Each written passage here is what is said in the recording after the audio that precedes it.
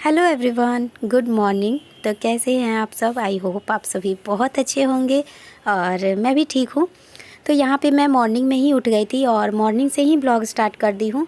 तो यहाँ पे मैं एक तरफ दूध चढ़ा दी हूँ गर्म होने के लिए और दूसरी तरफ मैं हल्का सा गुनगुना पानी कर रही हूँ बच्चों को बॉटल में देने के लिए। तो बच्चों का जो बॉटल है ना, वो हल्का सा थर्मस टाइप का है, जैसे कि अंदर में शीशा लगा है। तो उसमें अगर ठंडा पानी देती हूँ तो वो ठंडा ही रहता है, थोड़ा सा गर्म पानी देती हूँ, मतलब हल्का गुनगुना करके देती हूँ तो ठीक रहता है। क्योंकि समरसेबल का जो पानी होता है वो बहुत ज़्यादा ठंडा होता है, तो इसलिए मैं ठंडा पानी बहुत ज़्यादा ठंडा नहीं देती हूँ और बहुत ज़्यादा गर्म भी नहीं देती हूँ। ऐसा देती हूँ कि बच्चे आराम से पी सके नॉर्मल करके उसको। क्योंकि ठंड बढ़ गया है और ठंड बढ़ने के कारण ही मैं थोड़ा सा लेट से उठती हूँ। क्योंकि मैं जब उठती हूँ ना तो बिना दरवाज़ा खोले मैं कोई भी काम नहीं कर सकती हूँ। दरवाज़ा उठूँगी सबसे पहले दरवाज़ा ही खोलूँगी, फिर उधर से लाइट आता है अच्छा सा, और उसके बाद जो भी काम होता है, मतलब अंदर बाहर का होता ही है, बिना बाहर जाए कोई काम नहीं हो सकता है। तो इसलिए मैं थोड़ा सा लेट से उठती हूँ। सुबह में उठती हूँ तो बहुत ज़्यादा ठंडा लगता है, इसीलिए लगभग 6 साढ़े 6 में मैं उठी हूँ। इसके पहले मैं नहीं उठ रही हूँ, तो उठने में थोड़ा सा लेट हो जाता है। और बच्चों का स्कूल है 9 बजे से, तो 9 बजे तक तो बहुत सारा काम हो जाता है, लेकिन फिर भी मैं कोशिश करती हूँ कि 5 बजे उठूँ या साढ़े 5 बजे उठूँ, लेकिन ऐसा नहीं हो रहा है। तो 6 बज जाता है कभी और कभी साढ़े 6 बज जाता है। तो यहाँ पे मैं साढ़े 6 बजे उठ गई थी और बच्चों का बॉटल जो है वो पैक कर दी हूँ और दूध बना दी हूँ बच्चों के लिए। क्योंकि दूध ग्लास में डालने पर ना, अगर दूध को या पानी को या कोई भी चीज़ को अगर फैले बड़ा बर्तन में अगर डालो तो वो थोड़ा जल्दी ठंडा हो जाता है, और ग्लास में डालो, कप में डालो तो वो थोड़ा सा लेट से ठंडा होता है। इसलिए मैं ग्लास में करके और बनाकर दूध बनाकर रख दी हूँ टेबल पे। बच्चे उठेंगे तब तक ये हल्का सा नॉर्मल हो जाएगा, क्योंकि सुबह सुबह तो दूध को एकदम से खौला देती हूँ तो वो बहुत ज़्यादा गर्म हो जाता है, और ग्लास में डाल देती हूँ तो धीरे धीरे वो ठंडा होता है। इसलिए मैं दूध बनाकर दोनों बच्चों के लिए रख दी हूँ और छोटा ही ग्लास में बनाई हूँ, क्योंकि वो लोग पीना नहीं चाहते हैं। उसके बाद आटा लगाई हूँ और ये सब करते करते और भी कुछ कुछ की हूँ। बाहर का मैं शूट नहीं की हूँ। बहुत सारा बर्तन मैं रात में नहीं धोती हूँ, आजकल बहुत ज़्यादा ठंडा लगता है, पानी भी ठंडा लगता है और ऊपर से जो शीत जो आता है वो भी, उसके वजह से भी बहुत ज़्यादा ठंडा लगता है। तो रात में मैं अक्सर इधर आकर 4-5 दिनों से बर्तन छोड़ दे रही हूँ, जो कि मैं सुबह में उठती हूँ और इसके वजह से बहुत ज़्यादा दिक्कत हो जाता है। मतलब एक भी बर्तन नहीं रहता है। शाम के बाद, शाम में मैं एक बार बर्तन धोती हूँ, उसके बाद रात तक फिर सारा बर्तन धीरे धीरे करते करते बहुत ज़्यादा बर्तन हो जाता है और सारा बर्तन लगभग ख़त्म ही हो जाता है, सारा गंदा हो जाता है। तो मैं बर्तन धोई हूँ, उसका मैं वीडियो नहीं ली हूँ। और उसके बाद मैं यहाँ पे फटाफट से रोटी बना रही हूँ। रोटी बनाने के बाद मैं सोची थी कि भुजिया बना दूँगी, रोटी भुजिया बच्चे खा लेंगे, ले जाएंगे, लेकिन कुछ कुछ करते करते लेट हो गया, मतलब कि 8:30 बज गया। तो क्योंकि बच्चे भी उठ जाते हैं तो वो भी, मम्मा ये चीज़ कहाँ है, वो चीज़ कहाँ है, बस सारा काम वो लोग खुद से नहीं कर लेते हैं। मतलब उसमें लगना पड़ता है, बच्चों को बताना पड़ता है कि हाँ यहाँ ये, मतलब सामने में कुछ रहेगा फिर भी बोलेंगे मम्मा कहाँ है कहाँ है, तो उस चीज़ को हाथ में देना पड़ता है बच्चों को उठा के। तो यही सब करते करते हो गया था लेट। तो मैं बच्चों को रोटी और टमाटो सॉस दे दी हूँ खाने के लिए, और रोटी और टमाटो सॉस ही दे दी हूँ लंच में। बच्चे चले गए हैं, चले नहीं गए हैं, मैं बच्चों को पहुंचा कर आई हूं। क्योंकि आजकल ना बच्चे स्वेटर पहनने लगे हैं, तो एक स्वेटर हो गया, ऊपर से बैग बहुत ज़्यादा भारी हो जाता है, बॉटल हो जाता है, लंच हो जाता है। तो 2-3 दिन से मैं उन लोगों को छोड़ने भी जा रही हूँ। तो यहाँ पे मैं बच्चों को छोड़कर आ गई थी और ये मैं दिखा रही हूँ दूध की, मतलब 2-3 बार जब दूध को उबाल देती हूँ ना, तो ये ऐसे ही, मतलब मलाई टाइप का एकदम से लगता है कि जैसे घी निकालने वाला। अब मैं सोच रही हूँ कि घी निकालूंगी, छाली का, छाली या मलाई जो भी होता है। तो खाने का और पीने का बिल्कुल भी मन नहीं करता है। बच्चे तो एकदम छन्ना से छान कर दूध पीते हैं, तो जो भी बचा रहता है 3 बार उसको उबालती हूँ या फिर 4 बार उबालती हूँ। और अभी ठंड आ गया है ना, तो 2-3, मतलब 2 दिन का एक ही बर्तन में उबाल लेती हूँ। जैसे आज हस्बैंड 1.5 लीटर लाए तो आज का बॉईल कर ली, और फिर उसी में कल का भी 1.5 लीटर दूध बॉईल कर ली। तो ऐसे करके बहुत ज़्यादा मलाई हो जाता है, जो कि आप देख सकते हैं। और ये मुझे ही खाना पड़ता है, नहीं खाती हूँ तो फेंका जाता है या फिर धोने के लिए डाल देती हूँ, कभी कभी तो ऐसा होता है। और कभी-कभी तो दूध भी इतना ज़्यादा हो जाता है, मतलब कि बच्चे भी नहीं पीना चाहते हैं, मुझे भी नहीं पीने का मन करता है, तो दूध भी बर्बाद हो जाता है, जो कि मैं करना बिल्कुल भी नहीं चाहती हूँ। क्योंकि एक वो दिन था जब मैं इसी दूध के लिए तरसती थी कि कोई मुझे थोड़ा-सा दूध दे देता, 1 कप 1 कटोरी कोई दूध दे देता, ताकि मैं अपने बच्चा को पिला देती और उसका पेट भर जाता।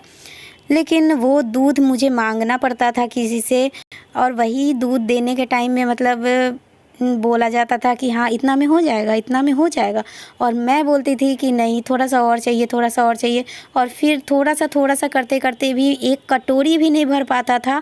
और फिर मुझे इतना ज़्यादा शर्म आता था कि मैं अपने बच्चों के लिए, अपने बच्चे के लिए अपने ससुराल में किसी से भीख की तरह दूध माँग रही हूँ, जो कि मुझे बिल्कुल भी अच्छा नहीं लगता था। इसलिए मैं मतलब मेरे बच्चा का पेट तक नहीं भरता था उस दूध से, जो मुझे माँग कर लाना पड़ता था। और एक आज का दिन है जो मेरे घर में दूध बर्बाद हो रहा है और खाने वाला कोई नहीं है।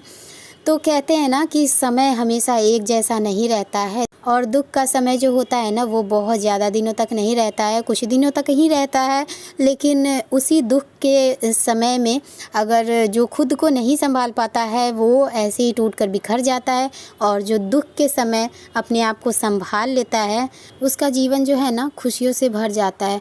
और कुछ बातें ऐसी होती है ना, जो भुलाने से भी नहीं भुलाई जाती है।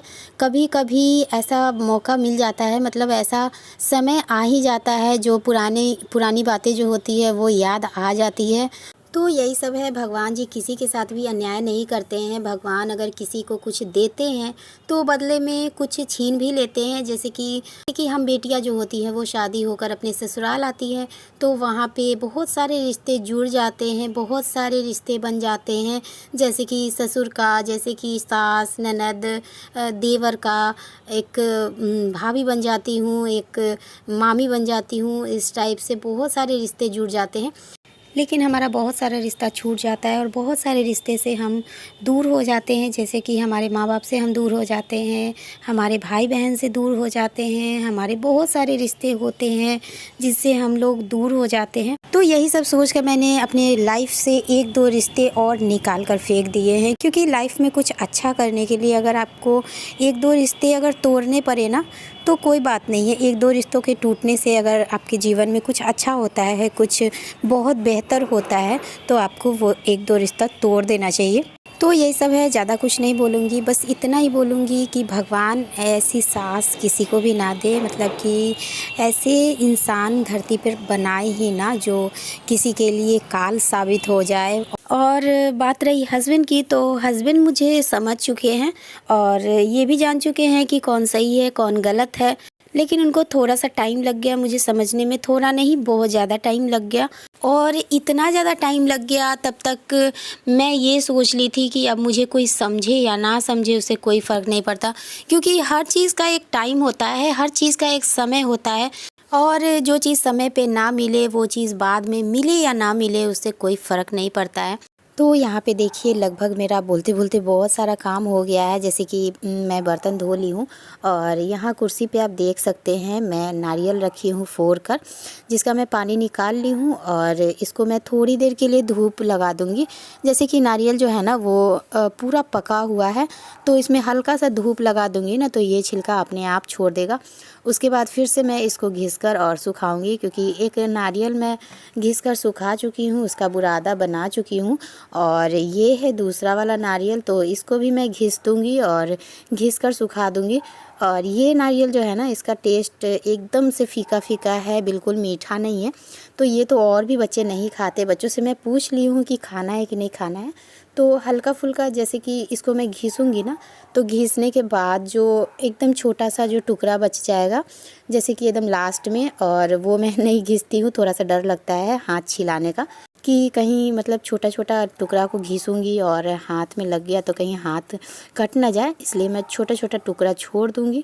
वही छोटा-छोटा टुकड़ा बच्चे खाकर बस वही संतुष्ट हो जाते हैं। तो नारियल जब तक थोड़ा-सा सूख रहा है, मतलब उसमें थोड़ा-सा धूप लग रहा है, तब तक मैं लगा लूँगी झाड़ू। और झाड़ू लगाते टाइम ना वीडियो बनाने में बिल्कुल भी नहीं बनता है, क्योंकि झाड़ू पूरा घर में घूम-घूम कर लगाना पड़ता है, और कहाँ मोबाइल रखे वो समझ में नहीं आता है। लेकिन फिर फिर भी मैं कोशिश की हूँ थोड़ा थोड़ा वीडियो बनाने का, तो शूट हो गया है।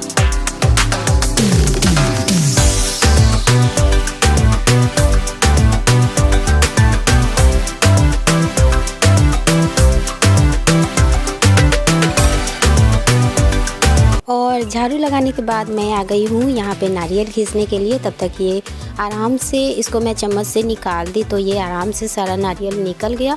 और फिर छोटा छोटा टुकड़ा कर दी। टुकड़ा करने के बाद इसको मैं घिस दूँगी।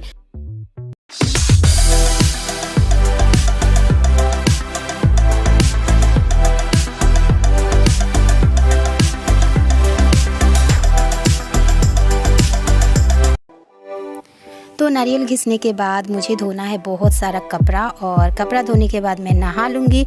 तो नहाने के बाद का जो भी वीडियो है वो मैं अगले ब्लॉग में शेयर करूँगी आप लोगों से। तो चलिए मिलती हूँ नेक्स्ट ब्लॉग में। और वीडियो अगर थोड़ा भी पसंद आए तो प्लीज़ चैनल को सब्सक्राइब और वीडियो को लाइक कर दीजिएगा। मिलती हूँ नेक्स्ट ब्लॉग में, तब तक के लिए बाय बाय।